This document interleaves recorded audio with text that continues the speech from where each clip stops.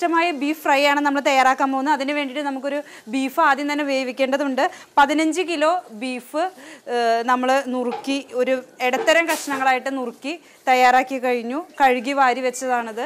ഇതിലേക്ക് മഞ്ഞൾപ്പൊടി, garam masala, 15 kilo beef, അല്പം മഞ്ഞൾപ്പൊടി, ആവശ്യത്തിന് ഉപ്പ്, കുറച്ച് മുളക് പൊടി, കുറച്ച് ഗരം മസാല, ഇത്രയും ചേർത്ത് നന്നായി ഇളക്കി വേവിക്കാൻ വെക്കും. നമ്മൾ ഇതൊക്കെ നന്നായി പുരട്ടി വെക്കും. നന്നായിട്ട് ഇളക്കി ഇനി അത് വേവിക്കുകയാണ്. നന്നായി ചൂടായ വെളിച്ചെണ്ണയിലേക്ക് നാളികേരം ഒരു കുറച്ച് നീളത്തിൽ നേർമയായി അരിഞ്ഞത്, അത് 2 തേങ്ങയുടെ നമ്മൾ അരിഞ്ഞ് ചേർത്തു. അതൊന്നൊരു ഗോൾഡൻ ബ്രൗൺ നിറമാവുന്ന വരെ നമ്മളൊന്ന് റോസ്റ്റ് ചെയ്യണം, അതൊന്ന് വറുത്തെടുക്കണം. എണ്ണ നന്നായി ചൂടായതിന് ശേഷമാണ് നമ്മൾ നാളികേരം അരിഞ്ഞത് ഇടേണ്ടത്. അല്ലെങ്കിൽ അത് വഴന്ന് നമുക്ക് പെട്ടെന്ന് റോസ്റ്റ് ചെയ്ത് കിട്ടില്ല. നല്ല ചൂടായ എണ്ണയാണെങ്കിൽ നമുക്ക് പെട്ടെന്ന് എളുപ്പത്തിൽ റോസ്റ്റ് ചെയ്തെടുക്കാനായിട്ട് പറ്റും. അടുത്തതായി ഇടാൻ പോകുന്നത് മഞ്ഞൾപ്പൊടിയാണ്.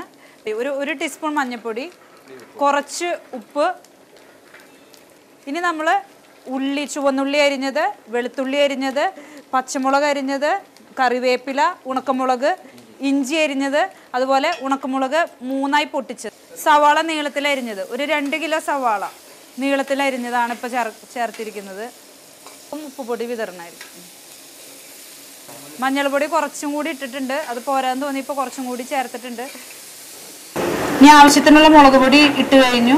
നന്നായിട്ട് സവാള വഴന്ന് വരണ്ട, അതിനു മുമ്പ് തന്നെ മുളക് പൊടി, മഞ്ഞൾപ്പൊടി നമ്മൾ ആദ്യം ഇട്ട് കഴിഞ്ഞു. ഇനി ഗരം മസാല, ഏകദേശം ഒരു 50 ഗ്രാം ഗരം മസാല, ഒരു 50 ഗ്രാം മീറ്റ് മസാല ഇട്ടിട്ടുണ്ട്. അപ്പൊ മുളക് പൊടി, മഞ്ഞൾപ്പൊടി, മല്ലിപ്പൊടി, ഗരം മസാല, പിന്നെ കുറച്ച് മീറ്റ് മസാല, ഇത്രയും കാര്യങ്ങളാണ് ഇതിൽ ഇട്ടിരിക്കുന്നത്. ഒന്ന് ചൂടായി വരുമ്പോൾ അവര് ടൊമാറ്റോ കെച്ചപ്പ് കുറച്ചൊഴിക്കും.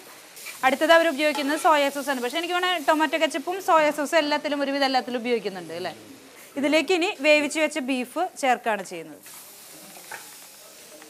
ഇപ്പോൾ വേവിച്ച് വെച്ച ബീഫ് ഇതിലേക്ക് ചേർത്തിട്ടുണ്ട്. ഇനി നന്നായി ഇളക്കി കൂട്ടിയെടുക്കും. ഇപ്പം നമ്മൾ കുരുമുളക് പൊടിയാണ് ഇട്ടിരിക്കുന്നത്. അത് ഫ്രൈഡ് ഒരു ഏറ്റവും നല്ലൊരു എന്താ പറയുക അടിസ്ഥാന ചേരുവ, സ്വാദിൻ്റെ ഒരു അടിസ്ഥാന ചേരുവ എന്ന് പറയാം അല്ലേ.